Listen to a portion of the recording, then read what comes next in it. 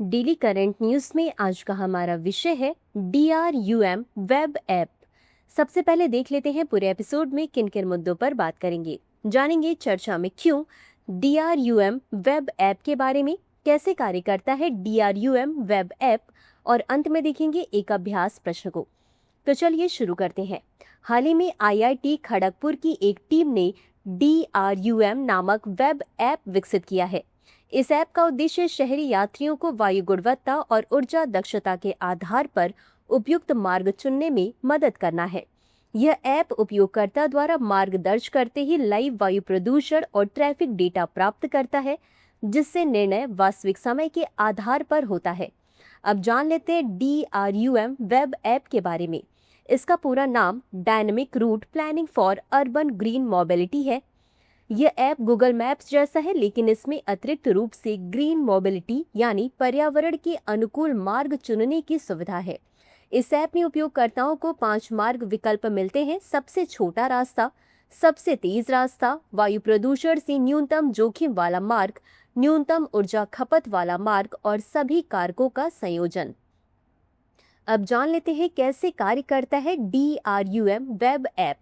इस ऐप में जैसे ही उपयोगकर्ता कोई मार्ग दर्ज करता है, यह रियल टाइम वायु प्रदूषण और ट्रैफिक डेटा प्राप्त करता है। इस ऐप में मार्ग निर्धारण के लिए ग्राफ हॉपर या जावा आधारित रूटिंग लाइब्रेरी और मैप बॉक्स का उपयोग किया गया है। इसमें वायु गुणवत्ता डेटा के लिए CPCB या सेंट्रल पॉल्यूशन कंट्रोल बोर्ड और वर्ल्ड एयर क्वालिटी इंडेक्स के डेटा का उपयोग किया गया है।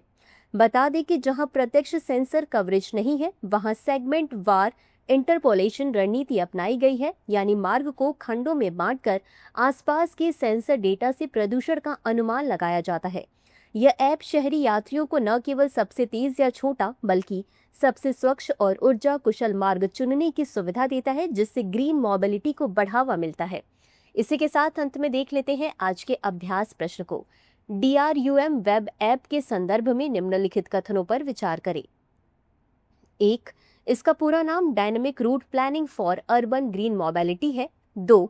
यह ऐप नाविक मैप्स जैसा है, लेकिन इसमें अतिरिक्त रूप से ग्रीन मोबिलिटी यानी पर्यावरण के अनुकूल मार्ग चुनने की सुविधा है।